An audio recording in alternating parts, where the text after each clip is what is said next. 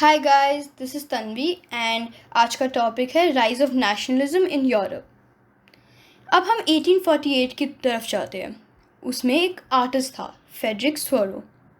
Frederick स्वरो ने एक painting बनाई थी जिसका नाम था डेमोक्रेटिक एंड सोशल रिपब्लिक्स। अब उस पेंटिंग में उसने क्या दिखाया था, उसने उस पेंटिंग को 4 भाग में डिवाइड कर दिया था। एक भाग में उसने दिखाया कि कैसे यूरोप और अमेरिका के पीपल साथ में एक पाथ पर चल रहे हैं, और उस पाथ में की खास बात ये थी कि उसके सामने स्टैचू ऑफ लिबर्टी खड़ी हुई थी। अब स्टैचू ऑफ लिबर्टी को फ्रेंच हमेशा से ही एक लड़की के तौर पर देखते थे, तो फ्रेडरिक सोरो भी तो एक फ्रेंच ही था। तो उसने क्या किया, उसने स्टैचू ऑफ लिबर्टी को बनाने के लिए उसने एक लड़की बनाई, लड़की का स्टैचू बनाया और उसके एक हाथ में एक टॉर्च थमा दी जिसे कहा जाता था एनलाइटमेंट, टॉर्च ऑफ एनलाइटनमेंट, और दूसरे हाथ में उसने किताब थमा दी। उस किताब का नाम था charter of rights of man. और उस पाथ के एकदम ठीक सामने टुकड़े पड़े हुए थे, लाइक छोटे छोटे टुकड़े, और वो टुकड़ों से वो क्या दिखाना चाहता था कि कैसे एब्सोल्यूटिस्ट गवर्नमेंट टूटकर क्रम्बल हो चुका है और अब लोग एक कॉमन गोल की तरफ साथ में मिलकर बढ़ रहे हैं। और ये कॉमन गोल था डेमोक्रेसी एंड सोशल रिपब्लिक, इसलिए उसका नाम, पेंटिंग का नाम रख दिया था डेमोक्रेटिक एंड सोशल रिपब्लिक्स। अब ये स्वरों के यूटोपियन विजन, यूटोपियन मतलब सुनहरा फेरी लाइक विजन में उसने ये दिखाया कि कैसे लोग अपने नेशन और अपने नेशनल कॉस्ट्यूम और फ्लैग से डिफाइन होते हैं, ना कि उनके इकोनॉमिक या सोशल स्टेटस से, बल्कि वह कौन सी कंट्री से बिलोंग करते हैं और वो कौन सा कल्चर फॉलो करते हैं। तो उसने हर एक डिफरेंट टाइप के यूरोप अमेरिकन का कल्चरल सिग्निफिकेंस लेकर लोग बनाए और उनके सबके हाथों में उनके देश का झंडा थमा दिया। और वैसे ही एक बड़ी सी लॉन्ग लाइन ऑफ पीपल उस स्टैचू ऑफ लिबर्टी की तरफ से जा रहे थे, और उसने दूसरी तरफ एक ये क्या बनाया कि कैसे आसमान में जीसस और फेरीज अपना उनको ब्लेस कर रहे हैं और देख रहे हैं कि कैसे ये जो हमने सोचकर दुनिया बनाई थी वो आज वाकई ही में ही दिखाई पड़ रहा है। पर ये पेंटिंग का ये चैप्टर से रिलेशन क्या, आप सोच रहे होंगे। ये पेंटिंग में उसने जो फ्रेटर्निटी, इक्वालिटी और ब्रदरहुड का सिंबल दिखाया है वो कैसे अचीव हुआ, वो हम ये चैप्टर में सीखने वाले हैं। नेशनल मूवमेंट्स ने एक बहुत इम्पॉर्टेंट रोल प्ले किया जिसने एब्सोल्यूट गवर्नमेंट्स को नीचे गिराया और डेमोक्रेसी को पार में लाया। इसीलिए ये पेंटिंग ने क्लियरली जो हम आज पढ़ने वाले हैं उसको अच्छे से डाइवर्स प्रोसेस को दिखाया है।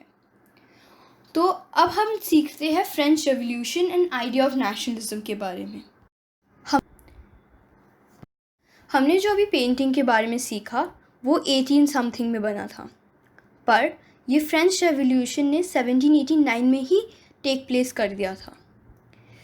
तो 1789 में जो फ्रांस एक कंट्री था वो एब्सोल्युटली एक एब्सोल्यूट मोनार्की के अंडर था, मतलब कि वहाँ का जो रूलर था वो अपने आप को इतना सुपीरियर समझता था कि वो अपने जनता के बारे में सोचता भी नहीं था।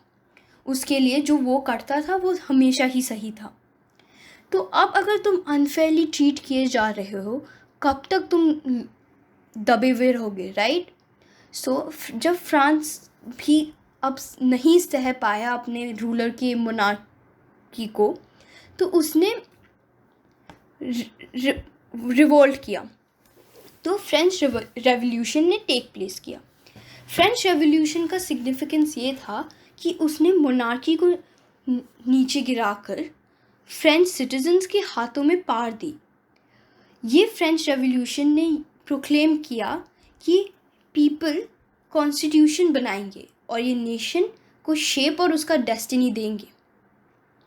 तो जब फ्रेंच रेवोल्यूशन जब शुरू हुआ था तब उन्होंने बहुत छोटे छोटे मेजर्स लिए थे कि कैसे हम फ्रेंच पीपल के बीच एक कॉमन आइडेंटिटी बनाएं। उन्होंने ये एम्फसाइज किया कि कैसे यूनाइटेड कम्युनिटी ही इक्वल राइट्स को एंजॉय करे, और यही उनका पूरा रेवोल्यूशन का मेन बेसिस था। उन्होंने अपने फ्रेंच फ्लैग को कलर चेंज करके उसे ट्राई कलर, जैसे इंडिया का तिरंगा है वैसे ही फ्रेंच का भी तिरंगा है, तो उसने एक फ्रेंच ट्राई कलर चूज़ किया। और जो एस्टेट जनरल जो इलेक्टेड बॉडी हुआ करता था उसको उन्होंने लोगों से इलेक्ट करवाया। उनके लोग, जैसे हम अपना गवर्नमेंट खुद चूज़ करते हैं इंडिया में, उन्होंने भी अपना खुद का गवर्नमेंट चूज़ करने का इंतज़ार किया। उन्होंने अपना गवर्नमेंट बनाने का इंतज़ाम किया और उन्होंने एस्टेट जनरल को एक नेशनल असेंबली के तौर पर बुलाने लग गए।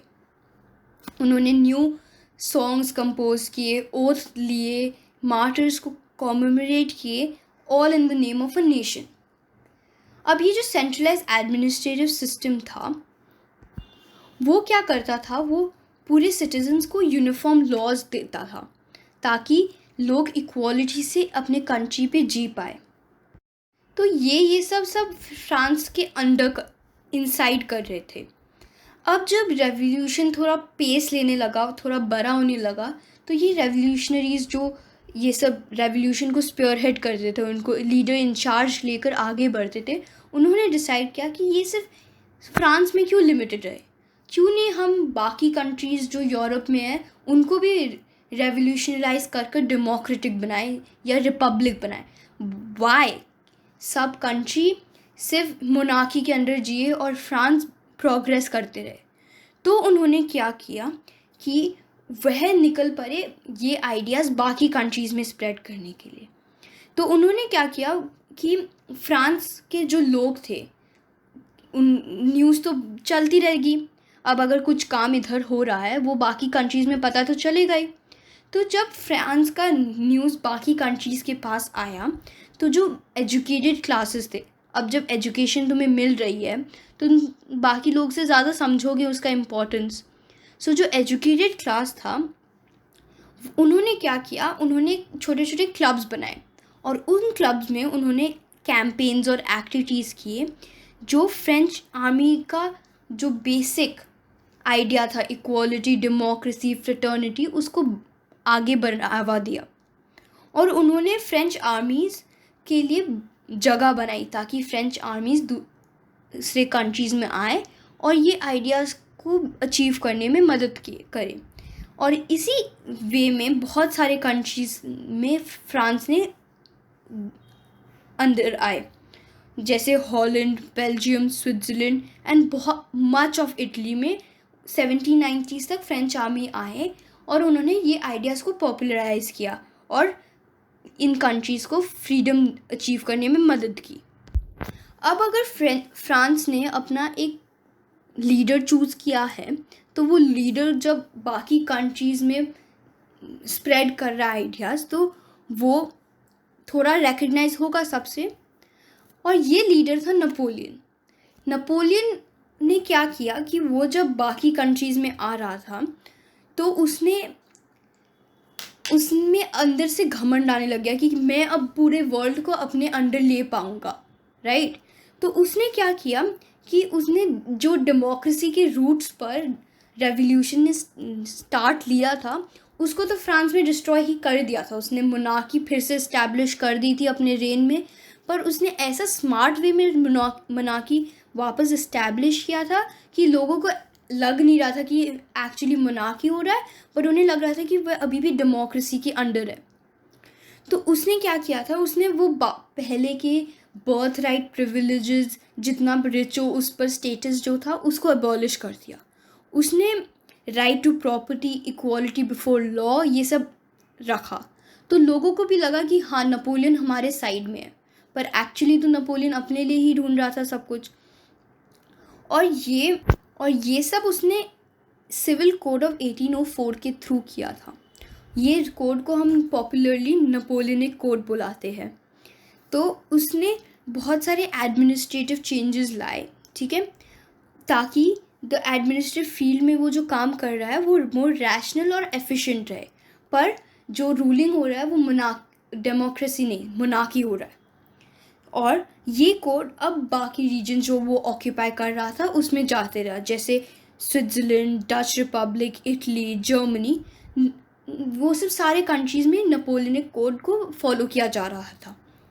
और इस कोड के माध्यम से उसने ये क्या किया था कि उन्होंने जो इम्पीरियलिज्म, मोनार्की का जो तुमको यूजुअली दिख रहा था वो हटा दिया, जैसे सर्वदम हटा दी, मिनोरियल ड्यूज़ हटा दिए, गिल्ड रिस्ट्रिक्शंस हटा दिए, ट्रांसपोर्ट और कम्युनिकेशन ज़्यादा बढ़ा दिया, पेजेंट्स, आर्टिशंस, वर्कर्स, बिजनेसमैन सबको ज़्यादा फ्रीडम दे दी।